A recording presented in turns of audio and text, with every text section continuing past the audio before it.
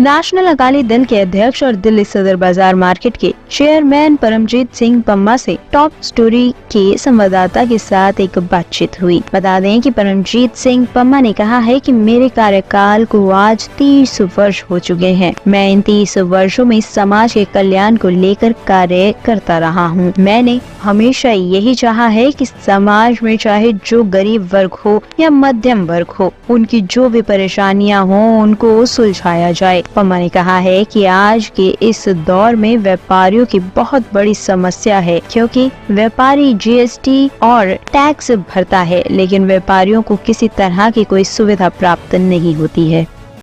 Sir Paramjit Singh Pamma, अध्यक्ष national Akali Dal.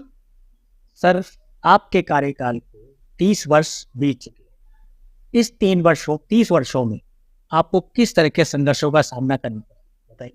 देखिए, मेरे कार्यकाल में ये मैं बताऊं कार्यकाल क्या है, मेरे संघर्ष के हैं।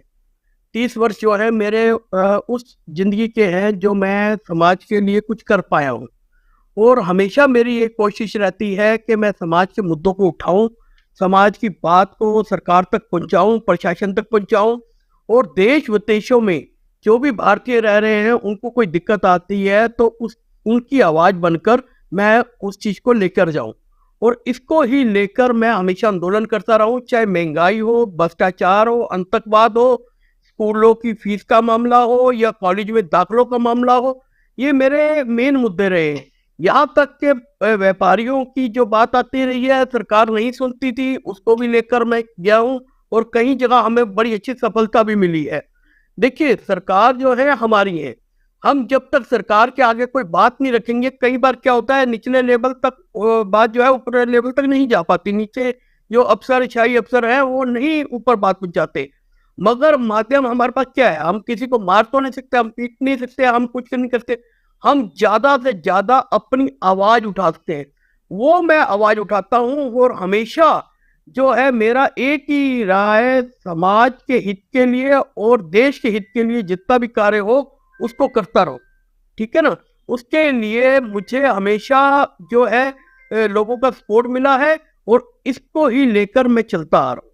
सर, समाज के हित के लिए आप काम करते हैं तो पम्मा जी का नाम वैसे ही बहुत उजागर नाम है, बहुत पहुंचा हुआ नाम है। तो इसमें कहा जाता है पम्मा जी को गुस्सा बहुत आता है। पम्मा जी गुस्सा क्यों हुआ? देखो, गुस्सा मुझे ये नहीं आता। गुस्सा का मेन कारण है कि आप ये देखिए, जब धरना प्रदर्शन होता है या कुछ होता है उसमें मैं हंस के तो प्रदर्शन नहीं कर सकता या कुछ ऐसे। बेसिकली क्या होता है, आपने देखा होगा जब भगत सिंह ने असेंबली में बम फोड़ा, उसका मेन मकसद क्या था? उसका मेन मकसद था कि अब किसी को मारने का नहीं था, अपनी आवाज पूरी दुनिया में पहुंचाने का। जो दिक्कत है, जो हमें गुलामी मिली हो वो पूरी। और जो मेरा गुस्सा है मेरे मुंह से वो ही बारूद की तरह निकलता है और लोगों का जो दर्द होता है वो मैं उजागर करता हूं अपनी आवाज से। वो लोगों का दर्द सरकार तक भी पहुंचता है, प्रशासन तक भी पहुंचता है और जो कंसर्न डिपार्टमेंट होता है उन तक भी पहुंचता है। क्योंकि कारण क्या है, हमेशा सरकारें जो है वो ऊंचा सुनती हैं। सरकारों को हर चीज पता होती है, नीचे महंगाई है, प्याज महंगा हो गया, टमाटर महंगे हो गए, दालें महंगी हो गई, या व्यापारी को ये दिक्कत आ रही है या आम बंदे को दिक्कत आ रही है, मगर वो देख के तैयार नहीं होती। जब तक कोई ऊंची आवाज उन तक ना पहुंचे। ऊंची आवाज कैसे पहुंचेगी? आप ये रोडों पे चला के तो नहीं पहुंचा सकते। ऊंची आवाज धरने प्रदर्शन से जो है वो सरकार तक पहुंचेगी जब आप धरने प्रदर्शन करके और मीडिया में आएगा तो अगले दिन वो प्रशासन और सरकार तक वो आवाज पहुंचती। सर, आप लोगों के हित के लिए लड़ते हैं, धरना प्रदर्शन करते हैं, क्या कभी आपको किसी कहीं और से किसी तरह की कोई धमकी मिली? बड़ी आती रहती है। जब मैं आतंकवाद के खिलाफ प्रदर्शन करता रहता हूँ तब भी आती रहती है। कई बार कुछ ऐसे राजनीतिक तौर पे भी कहीं आती रहती है, कहीं अप्रोच भी आती रहती है। मगर मेरा कभी भी किसी प्रकार का भी किसी डर से नहीं मैं बैठा हुआ। मेरा तो एक ही लक्ष्य है कि समाज के हित के लिए काम करना। इसीलिए मुझे जो एंग्री मैन का खिताब दिया सोशल मीडिया और कई ऐसी संस्थाओं ने, वो इसी कारण दिया गया। और 2015 में यह मुझे खिताब मिला था। आज तक उस खिताब को दूसरा कोई ले नहीं पाया। क्योंकि कारण क्या है, मेरा ना तो किसी सरकार से दोस्ती है ना दुश्मनी है। ना मैं किसी के ये करता हूँ कि ये सरकार के एक ही सरकार के खिलाफ चल रहा हूँ, नहीं, मैं मुद्दों पे लड़ता हूँ। वो मुद्दों की लड़ाई जो है वो सरकार तक पहुंचाता हूँ। वो मुद्दे जो है वो सरकार उसमें जागती है, क्योंकि सरकार को भी पता होता है ये इंसान जो आवाज उठा रहा है ये समाज के हित के लिए उठा रहा है, ना कि इसको लालच है। तो इसलिए आम जनता और मीडिया उसमें पूरा सहयोग देता है। जब तक आप ये देखिए आज की स्थिति ये क्या है, किसी की कोई प्रॉब्लम है, अगर मैं कहता हूँ, मैं व्यापारी के नाते कहूँ, तो व्यापारियों की जो प्रॉब्लम है वो व्यापारियों तक रहेगी, ठीक है ना। अगर प्रॉब्लम है कोई किसानों की तो किसानों तक रहेगी, जो बच्चों की प्रॉब्लम है वो उनके पेरेंट्स तक रहेगी। मगर मैं हर बंदे की प्रॉब्लम को अपनी प्रॉब्लम लेकर उसमें आवाज उठाता हूँ। मैं आपको बताना चाहूंगा, कई बार क्या होता है, कई लोग आए मेरे पास इकट्ठे होकर, भाई ये हमारे स्कूल का मुद्दा है, इसमें आप आवाज उठाओ। पेरेंट्स आते हैं, मगर हम आगे नहीं आएंगे क्योंकि हमारे बच्चे का भविष्य खराब ना हो जाए या किसी प्रकार की प्रॉब्लम ना हो जाए। इसी प्रकार कई बार डॉक्टर आएंगे, किसी बार किसान आएंगे, किसी कोई आते, वो उन लोगों का कोई व्यापारी आते, उन लोगों को ये कहना हम आगे नहीं आएंगे, आप कर लो इस चीज को, मुझे उसमें कोई नहीं होता। और कई लोग ये कहते हैं कि भाई इसका तो काम है धरना प्रदर्शन करना, इसका काम नहीं है। मुझे ये बताइए, एक बंदे की एक प्रॉब्लम है, अगर मेरे पास 20-25 प्रॉब्लम आई, 20-25 लोग आए, उनकी 20-25 प्रॉब्लम हो गई, वो सारी प्रॉब्लम मैं अपने ऊपर ही लेता हूँ।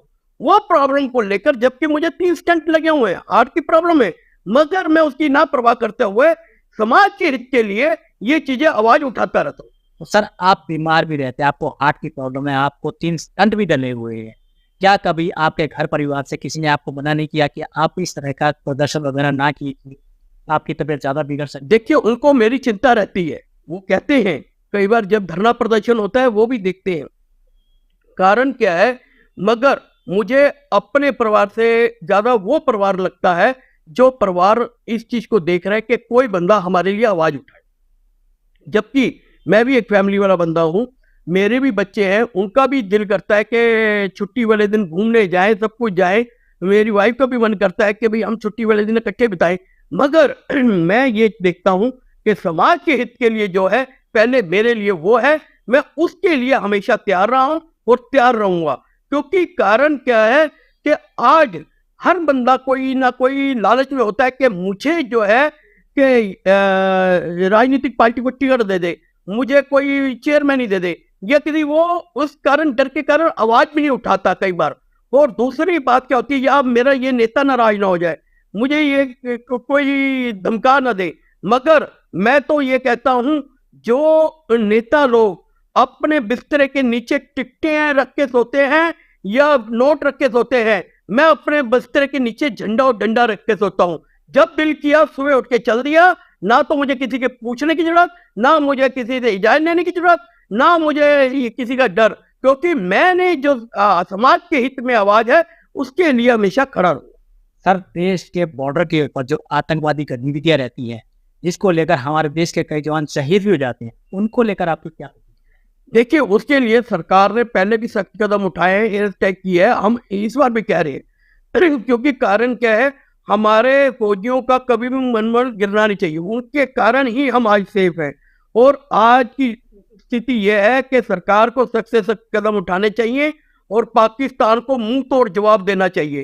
क्योंकि अगर पाकिस्तान इसी प्रकार पंजाब जम्मू कश्मीर में फिर से पैर फैला लिए तो फिर से यहाँ का माहौल खराब करने की साजिश रचेगा, और हम ये बिल्कुल भी सहन नहीं करेंगे। इसलिए सरकार को जल्द से जल्द इसके ऊपर जो भी बॉर्डर है या जहां पर भी उनको लगता है कि इस प्रकार की गतिविधियां से लोग वहां से यहाँ आते हैं, क्योंकि पाकिस्तान पंजाब में भी ड्रग्स और हथियार पहुंचा के वहां के युवकों को गुमराह कर रहा है। इसलिए हमारा ये कहना है, सरकार बिल्कुल चाहे राज्य सरकार हो या केंद्र सरकार हो, मिलजुल कर इस मुद्दे पर कोई भी राजनीतिक मतभेद ना हो, मिलजुल कर इस मुद्दे पर काम करे। वरना आने वाले समय में हमने पहले बड़ा कुछ खोया है, अपने बड़े नेता भी खोए हैं, बड़े फौजी भी खोए हैं, बड़े लोग भी खोए हैं, बसों में भी कई बार बम विस्फोट हुए हैं, पिक्चर हॉलों में भी हुए हैं, कई जगह हुए हैं, हमने बड़ा कुछ खोया। अब हम नहीं खोएंगे, हम अब जवाब देंगे। तो सर ऐसा नहीं हो सकता कि सरकार को हमारे देश के जवानों को पूरी पावर दे देनी चाहिए कि आपको पूरी पावर है कि जैसे ही कोई आतंकवादी गतिविधि होती है, कुछ भी होती है, आप उस पूरी कार्रवाई कर सकते हैं? देखिए वही हमारी मांग पहले भी रही है और अब भी वही मांग है कि हमारे फौजियों के हाथ ना बांधे जाए, हमारे फौजियों के हाथ खुले रखे जाए, किसी समय पर भी कोई एक्शन लेना हो ले सके, किसी इजाजत की जरूरत ना हो, अभी जब तक इजाजत ले रहे हैं तब तक वो हमला कर दे। तो इसलिए सबसे पहला हमारे फौजियों को पूरी छूट मिलनी चाहिए और कोई राजनीतिक उसमें दखल अंदाजी नहीं होनी चाहिए। और जो हमारे फौजी हैं इनके कारण ही पूरा हिंदुस्तान सेफ है और हम लोग इन पे पूरा विश्वास करते हैं, क्योंकि यही है जो जवान और किसान जो हमारे देश की रीढ़ की हड्डी है, जिन्होंने हमें ये देश के लिए कुर्बानियां भी देनी सिखाई है और देश की मुश्किल में जब भी जरूरत पड़ी है अनाज की भी, तो इन किसानों ने अपने खेत खोल दिए, अपने भंडारे खोल दिए, तो हर बंदे को भूखा किसी बंदे को सोने नहीं दिया। तो इसलिए मैं ये कहना चाहूंगा सरकार को इस ओर सख्त से सख्त कदम उठाना चाहिए और आने वाले समय में इस प्रकार की कोई भी गतिविधि होती है या कुछ भी होती है, वहां के ऑफिसर के ऊपर पूरी जिम्मेवारी डालनी चाहिए, क्योंकि कई बार क्या होता है जरा सी लापरवाही से ऐसे हादसे हो जाते हैं। तो सर जिन लोगों के लिए आप कार्य करते हैं, जिन धरना प्रदर्शन करते हैं, उन लोगों की काफी दुआएं आपके साथ हैं, उन लोगों के लिए आप एक मैसेज छोड़ना चाहेंगे? देखिए मैं तो यही मैसेज छोड़ना चाहूंगा, कारण क्या है कि आज की स्थिति यह है कि जो व्हाट्सएप यूनिवर्सिटी चल रही है उससे दूर हो जाए, क्योंकि सच्चाई की ओर चले, अपनी प्रॉब्लम आप ही उठाए तब ही सरकार जागेगी। जब आप डरते रहेंगे किसी पार्टी राजनीतिक पार्टी से डरते रहेंगे, आप कहेंगे कि ये प्रधान बना दिया, ये इसको जनरल सेक्रेटरी बना दिया, यही मेरी प्रॉब्लम उठाए, नहीं, आपको उस चीज को लेना पड़ेगा। सुबह मैं जब अखबारें पढ़ता हूँ या टीवी देखता हूँ ना, या कई बार कुछ देखता हूँ, तो उसमें तो कोई ढूंढता हूँ क्या प्रॉब्लम है क्या नहीं है, जबकि कई बार मुझे लोग इसके इन प्रकार के धार्मिक उल्टे सीधे मैसेज, इसने वो बोल दिया, इसने ये बोल दिया, इन चीजों से हम अपने बच्चों को जहर पिला रहे हैं। आने वाले समय में बच्चों को जो ये जहर है वो ये समझ लो आपसी जो तनाव का जहर है उससे दूर रखने की जरूरत है।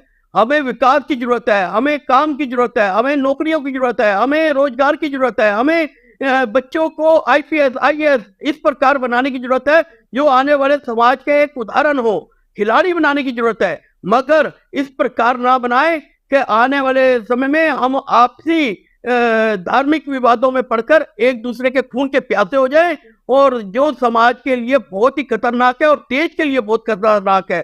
और दूसरी बात कि लोग हर कोई सोचता है कि भगत सिंह कहाँ मिलेगा, भगत सिंह कहाँ मिलेगा, कोई पड़ोसी के घर ढूंढ रहा है, कोई किताबों में ढूंढ रहा है, भगत सिंह आपके अंदर है।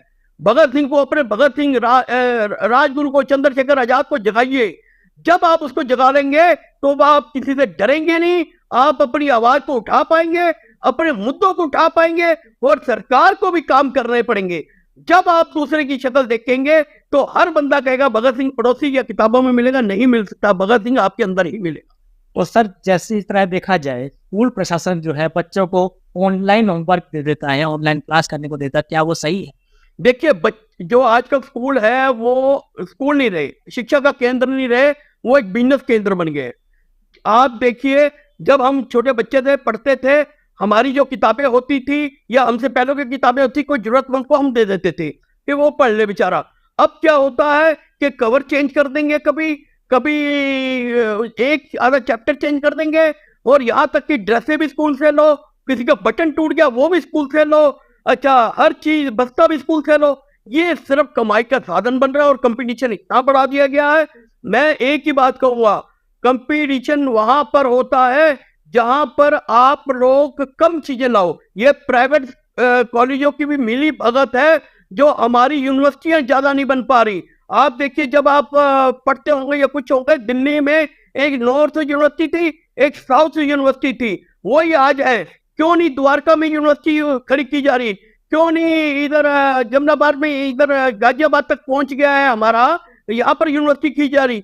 आज इतनी पॉपुलेशन बढ़ गई है, इतने लोग बढ़ गए हैं, इतने बच्चे बढ़ गए हैं, क्यों नहीं बनाए जा रहे? क्योंकि प्राइवेट कॉलेजों को इससे फायदा मिल रहा है। और 100% की लिस्टें दे जाते हैं, बच्चों को डिप्रेशन में डाला जाता है, बच्चे अपने खेल भूल चुके हैं, बच्चे अपने बचपना भूल चुके हैं, उनको सिर्फ किताबें किताबें किताबें और ऊपर से ट्यूशनें इतनी लोड डाल देती हैं और वो ही माँ बाप के ऊपर लोड पड़ जाता है। माँ बाप अलग डिप्रेशन में, बच्चे अलग डिप्रेशन में। तो सर जैसे पहले के ज़माने में देखा जाए छोटी क्लास की किताब, बड़ी क्लास की किताबें छोटी क्लास के काम आ जाया करती, लेकिन आज की डेट में ऐसा नहीं होता है। तो क्या कहीं ना कहीं ये कहीं प्रशासन की कमी है? बिल्कुल है, मिली भगत है सारी। ये जितने भी स्कूल हैं, कॉलेज हैं, किनके हैं? आप इस बात को देखिए ना, बड़े बड़े लोगों के हैं, नेताओं के हैं, अफसरों के हैं, सबके हैं। वो कभी चाहेंगे नहीं। उनका देखिए, शिक्षा जब तक हमारे देश में शिक्षा को आसान नहीं किया जाएगा, हर बच्चे को शिक्षा नहीं मिलेगी, देश तरक्की नहीं कर सकता। हर बच्चा पढ़ा लिखा तभी हो सकता है जब उसको शिक्षा मिले। अगर उसको किताबों की जरूरत है, सरकारी तौर पे मिले, नहीं तो ये ना ऐसा लोड डाला जाए कि आप किताबें नहीं ले सकते, आप दूसरी किताबें हर बार चैप्टर चेंज कर दो या कुछ कर दो। तो ये समझ लो देश की तरक्की की राह नहीं है। ये समझ लो जो बच्चा इतना पैसा खर्च करके जाएगा, जो बच्चा इतना उसको लगेगा उसके माँ बाप कर्जे में डूब के उसको पढ़ा रहे हैं, क्या वो जाके करप्शन नहीं करेगा? फिर वो फिर गलत चीजों पे नहीं जाएगा? उसको भी अपना भविष्य नजर आएगा कि कल को मेरे बच्चे को पढ़ाना, मैं कहाँ से पढ़ाऊंगा? तो इसलिए ये करप्शन तभी रुक सकती है जब आप शिक्षा को, मेडिकल को बड़ी आसानी से लेके आओ। तब देखिए आपको टैक्सेस भी कितने आएंगे और आने वाले समय में जो बच्चे हैं हमारे कैसे उभर के आगे बढ़ेंगे। बहुत बहुत धन्यवाद।